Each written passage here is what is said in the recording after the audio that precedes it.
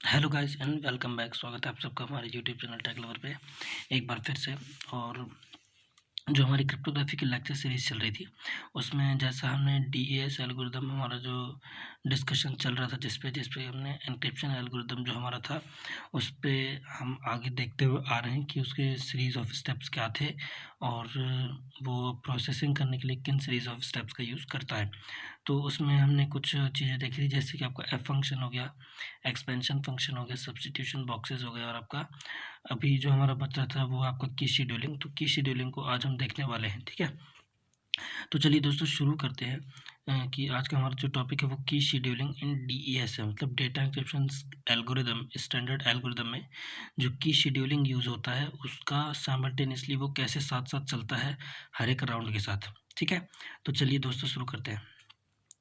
The key schedule derives 16 round keys ki each consisting of 48 bits from the original 56 bit की, ठीक है। Actually देखिए डीएएस algorithm में क्या बता रखा है कि एक 64 बिट साइफर है। एक्चुअली देखिए थोड़ा मैं इसको आपको थोड़ा सा और डिटेल में बताना चाहूँगा। ये जो डीएएस साइफर है 64 बिट का ब्लॉक यूज़ करता है, ठीक है।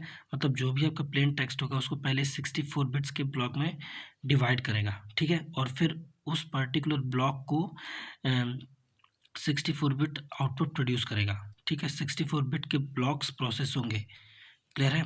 और जो हमारी 64 बिट की होगी, एक्चुअली 64 बिट की बोला जाता है कि 64 बिट की एज अ इनपुट यूज़ होगी, लेकिन एक्चुअली जो यूज़ होता है वो हमारा सिर्फ 56 बिट्स यूज़ होती हैं, जो कि अभी देखिए मैं आपसे अभी आगे बताऊँगा, ठीक है। तो देखिए यहाँ पे क्या है, ये आपका 64 बिट की आपके पास जो की होगी 64 बिट की जो आप सबसे पहले इनिशियली प्रोवाइड करेंगे, ठीक है, एज अ पैरामीटर। तो होगा क्या, यहाँ पे 64 बिट है तो 8 बिट्स के 8 कॉम्बिनेशन बनेंगे। तो 8 जा 64 होगा तो आपकी 64 बिट टोटल बनेंगी, ठीक है। अब इसको देखिए, इसको आपको 56 बिट्स में कन्वर्ट करना है। तो यहाँ पे एल्गोरिदम जो इसका डिज़ाइन किया देखिए उसको कैसे यहाँ पे ट्रांसफॉर्म किया गया है कि देखिए यहाँ पे आपकी जो बिट नंबर 1 से लेकर बिट नंबर 7 तक है वहाँ पे तो आपकी कंटिन्यू यूज़ होंगी, और जो आपकी 8th नंबर की बिट होगी वो आपको पैरिटी बिट के जैसे यूज़ की जाएगी, मतलब उसको इग्नोर कर दिया जाएगा, ठीक है। तो यहाँ पे 7 मिली आपको, ऐसे ही आप आगे जाएंगे वहाँ पे भी आपको 7 मिलेंगी, और आप ऐसे 8 बार करेंगे तो आपको 7 8 जा 56, मतलब 64 बिट इनपुट से आपने 56 बिट इनपुट बना दिया 60, ठीक है। तो वो जो आपको 56 बिट आउटपुट आपको मिलेगा, तो देखिए यहाँ पे क्या होगा, 64 बिट की इज फर्स्ट रिड्यूस्ड टू आपको 56 bits by ignoring every 8th bit. Parity bits are stripped कर दिया जाता है, पैरिटी बिट को क्या करते हैं, स्ट्रिप आउट कर देते हैं, अलग कर देते हैं, ठीक है। तो अब हम नेक्स्ट देखें, 56 बिट आपको यहाँ से जो की मिलेगी पर्टिकुलर राउंड के लिए, उसके लिए क्या होगा आप देखें, यहाँ पे आपका 56 बिट की जो आपके पास होगी वो 2 हाफ में डिवाइड हो जाएगी, जो आपका C0 28 बिट में और आपका D0 28 बिट में। 28 बिट और 28 बिट आपका कितना हो जाएगा, 56 बिट, ठीक है। These two 28 bits halves are cyclically shifted, that is rotated according to some certain rules. तो ये जो 28 बिट्स होंगी ये साइक्लिकली इनको शिफ्ट किया जाएगा, और हर एक राउंड के लिए, मतलब कौन सा राउंड के लिए उनको हम कौन सी राउंड के लिए हम सब की को जनरेट कर रहे हैं वो जो सर्टेन रूल्स होंगे वो उस पर डिपेंड करेंगे, ठीक है। ये अकॉर्डिंग टू सम रूल्स है। तो आइए थोड़ा सा देखते हैं कि हमारा जो की शेड्यूलिंग का स्ट्रक्चर है, स्कीमेटिक व्यू है, वो कैसा बनता है। ये आप इधर पे देख सकते हैं स्कीमेटिक व्यू। यहाँ पे देखिए जो आपकी की होगी, जो आप एज अ पैरामीटर प्रोवाइड करेंगे आप अपने अपने डीएएस एल्गोरिथम में, सबसे पहले क्या होगा, 64 बिट की आएगी, ठीक है। वो आपका परम्यूटेड ये जो आपका PC-1 है ये आपका एल्गोरिथम होगा, जो मैंने आपको अभी यहाँ पे बताया था कैसे कि 64 बिट आएगी, उसमें से 8 बिट के 8 आपके ब्लॉक बनेंगे, जिसमें से हर एक 8th बिट को क्या कर दिया जाएगा, स्ट्रिप आउट कर दिया जाएगा, ठीक है। तो वहाँ से 64 बिट इनपुट में से आपने 8 बिट अलग कर दी, जिससे आपको कितना मिल गया, 56 बिट आउटपुट यहाँ पे मिल गया, ठीक है। ये जो आपका PC-1 लिखा हुआ है इसको बोला जाता है परम्यूटेड चॉइस 1। अब देखिए इस तरह का परम्यूटेड चॉइस 1 है। तो यहाँ पे देखिए इस पर्टिकुलर राउंड के लिए, क्योंकि यहाँ पे किसी भी तरह का कोई ट्रांसफॉर्मेशन नहीं होता, मतलब यहाँ से जो आपकी की जनरेट, यहाँ से डायरेक्टली की जनरेट होगी, कहीं भी अभी नहीं जाती। जो हम पहले राउंड के लिए जो हम की बनाएंगे वो देखिए कैसे बनेगी, यहाँ पे आपका परम्यूटेड चॉइस 1 है, यहाँ पे आपको 56 बिट आउटपुट मिला। यहाँ पे आपका सी नॉट और डी नॉट में आपका 2 पार्ट में डिवाइड हो जाएगा, 28 बिट एक तरफ और 28 बिट एक तरफ। अब ये जो सी नॉट और डी नॉट है, डी नॉट, ये आपके 28 बिट्स और 28 बिट्स ये जाएंगे इस ब्लॉक के अंदर। अब आप यहाँ पे देख सकते हैं, ठीक है। अब हमको के आई बनाना है, मतलब पहला राउंड जो होगा एनक्रिप्शन का, उसके लिए जो सब की होगी वो के वन होगी। तो उसके लिए सबसे पहले क्या करेंगे हम, C0 देखिए आपका इधर जाएगा इस ब्लॉक में, और D0 आपका इस ब्लॉक में जाएगा, ठीक है। तो यहाँ पे आपका LS1 लगेगा और अब यहाँ पे भी आपका LS1 लगेगा। तो देखिए सी नॉट से हम C1 प्रोड्यूस करेंगे और डी नॉट से हम D1 प्रोड्यूस करेंगे। इनके बीच में जो आपका LS1 और LS1 लगा हुआ है, इनको कहा जाता है साइक्लिकली शिफ्टिंग, ठीक है। तो ये अकॉर्डिंग टू सम रूल्स होता है कि इनको कितना शिफ्ट करना है, मतलब फर्स्ट हाफ को हमको 1 बिट में शिफ्ट करना है, या बाय लेफ्ट करेंगे या बाय राइट करेंगे, बाय 1 बिट करेंगे या बाय 2 बिट करेंगे, ये अकॉर्डिंग टू सम रूल्स होता है, ठीक है। तो यहाँ पे साइक्लिकली शिफ्टिंग होगी और फिर आपका सी नॉट से C1 बनेगा और डी नॉट से आपका D1 बनेगा, ठीक है। फिर इन दोनों की कॉम्बिनेशन से, क्योंकि 28 बिट और 28 बिट है, तो आपको यहाँ पे 56 बिट का आउटपुट मिलेगा, जो कि आपका PC2 में जाएगा, और ये आपका कहलाता है परम्यूटेड चॉइस 2, ठीक है। तो ये परम्यूटेड चॉइस 2 यहाँ पे फिर 56 बिट है, तो यहाँ पे जो 56 बिट का आउटपुट मिलेगा उसमें हर एक सेवन्थ बिट को 8 ब्लॉक में क्या कर देंगे, स्ट्रिप आउट कर देंगे, इग्नोर कर देंगे। तो यहाँ से आपको 48 बिट का आउटपुट मिलेगा, जो कि आपका एज आ की यूज़ होगा कहाँ के, राउंड 1 एनक्रिप्शन के लिए। और यही चीज़ आपका देखिए रिपीट होती रहेगी। वैसे ही C1 फिर से जाएगा दूसरे राउंड में ट्रांसफॉर्मेशन के लिए, तो C1 LS2 से होकर गुजरेगा, D1 LS2 से होकर गुजरेगा, जो कि आपका प्रोड्यूस करेगा C2 और D2। और वैसे ही आपका फिर C2 और D2 क्या करेंगे, 56 बिट का आउटपुट प्रोड्यूस करेंगे, और वो परम्यूटेड चॉइस 2 एक परम्यूटेड चॉइस हो कि आपका 48 बिट का की प्रोड्यूस करेंगे, जो कि आपका K2 होगा। और ऐसे ही आपका लास्ट राउंड जो होगा, वहाँ पे आपका LS16 और आपका LS16, आपको C16 और D16 मिलेगा। यहाँ से आपको फिर 56 बिट का आउटपुट मिलेगा, और ये आपका परम्यूटेड चॉइस 2 होकर आपको 16th राउंड के लिए की मिल जाएगी।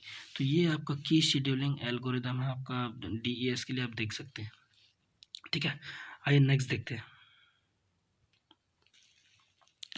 थोड़ा सा हम बात कर लेते हैं सिक्योरिटी ऑफ DES की। तो देखिए, key space is too small, that is algorithm vulnerable against brute force attacks.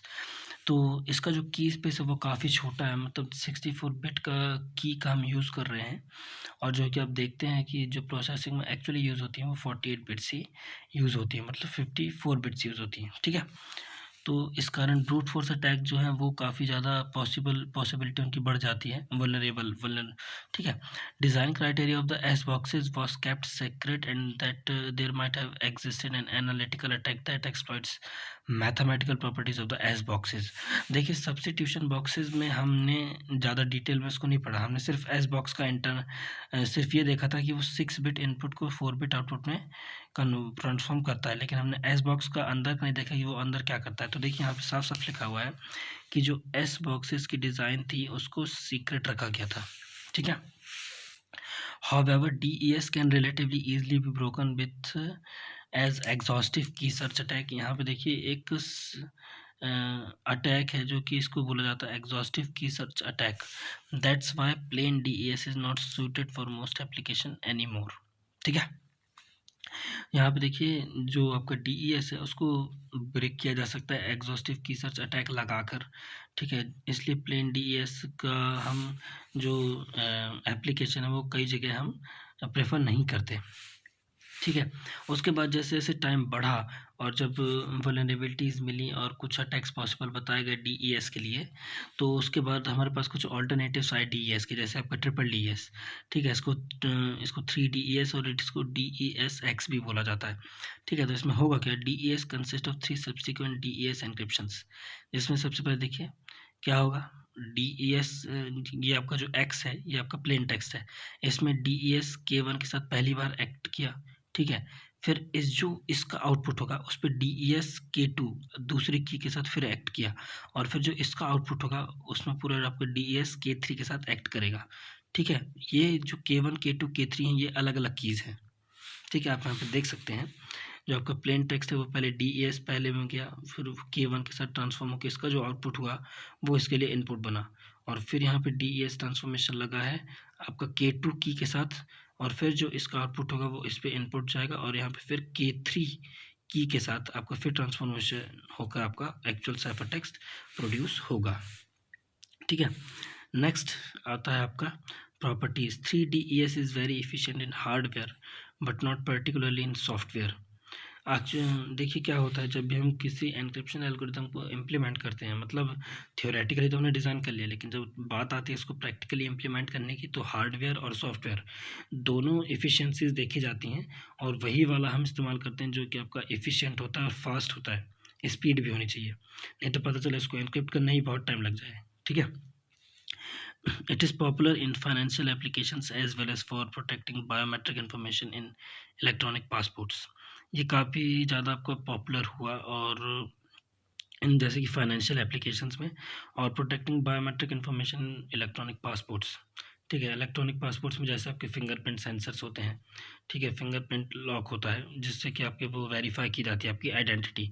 Financial application में स्पीड की रिक्वायरमेंट होती है, यानी कि हमने ट्रांजैक्शन किया और वो 10 मिनट बाद जाकर हो रहा है, तो ये प्रेफरेबल नहीं है। ठीक है, नेक्स्ट देखते हैं। A different approach for strengthening DES is to use key whitening. ठीक है, एक और टेक्निक यूज़ की जाती है DES की स्ट्रेंथ को बढ़ाने के लिए, जिसको की वाइटनिंग बोला जाता है। इसके लिए क्या होता है, देखिए 2 एडिशनल 64 बिट कीज़ का इस्तेमाल किया जाता है, K1 और K2, और उनको XOR किया जाता है प्लेन टेक्स्ट के साथ और साइफर टेक्स्ट के साथ। ठीक है, प्लेन टेक्स्ट के साथ हम कब करेंगे, एनक्रिप्शन होने के पहले, और साइफर टेक्स्ट के बाद, साइफर टेक्स्ट में हम कब करेंगे, जब साइफर टेक्स्ट बन जाएगा उसके बाद एक और K2 के साथ उसको XOR करेंगे। तो आप यहाँ पे देख सकते हैं DES K1 K2 K3। ठीक है, तो आपका K के साथ मान लेते हैं K3 के साथ आपका एनक्रिप्शन होगा, और K1 के साथ पहले इसका XOR हुआ है जो कि की वाइटनिंग के लिए हम यूज़ कर रहे हैं, और K2 के साथ सबसे लास्ट में हुआ है। ठीक है, ये जो सिंपल मॉडिफिकेशन है ये DES को काफ़ी रेजिस्टेंट, मतलब काफ़ी सिक्योर, और उसकी सिक्योरिटी स्टैंड को बढ़ा देता है, और रेजिस्टेंट करता है एग्जॉस्टिव की सर्चेस के अगेंस्ट में। ठीक है, तो आपको की वाइटनिंग का कॉन्सेप्ट भी देखिए पता चल गया यहाँ पे, कि जो कि क्या होता है कि हम पहले एक बार प्लेन टेक्स्ट को XOR करते हैं एक पर्टिकुलर की के साथ, और फिर जब उसका ट्रांसफॉर्मेशन हो जाता है प्लेन टेक्स्ट का एन्क्रिप्शन एल्गोरिथम लगने के बाद, उसका हम लास्ट में भी एक बार दूसरी की के साथ XOR करते हैं। तो ये टेक्निक कहलाती है की वाइटनिंग, और ये आपकी DES की स्ट्रेंथ, सिक्योरिटी स्ट्रेंथ को बढ़ाती है। तो फ्रेंड्स, जो हमारा वीडियो था वो हमारा यहीं तक था, जिसमें हमने सिक्योरिटी स्ट्रेंथ और की schedule structure of DES algorithm के बारे में पढ़ा। तो अगर आपको कोई भी डाउट्स हो तो आप हमारे कमेंट सेक्शन में जाके हमको कमेंट कर सकते हैं, और ज़्यादा से ज़्यादा शेयर कीजिए और अपने नॉलेज को भी बढ़ाइए। क्रिप्टोग्राफी देखिए फ्रेंड्स बहुत ही ज़्यादा इंपॉर्टेंट टॉपिक हो गया है, और फ्यूचर में भी इसकी काफ़ी डिमांड बढ़ने वाली है। मोर देन मिलियन जॉब्स जो कि आपकी पूरी बेस्ड रहेंगे आपका क्रिप्टो पर। ठीक है, तो बहुत इम्पोर्टेंट हो जाता है काफ़ी है उस पॉइंट ऑफ व्यू से। तो आप चाहें तो इसमें बहुत अच्छा इसको करके आप अपनी एक स्किल जनरेट कर सकते हैं। तो ज़्यादा से ज़्यादा शेयर कीजिए और ज़्यादा से ज़्यादा सीखिए, एंड हम आपसे जल्दी ही अपने नेक्स्ट वीडियो में मिलेंगे। तब तक के लिए गुड बाय।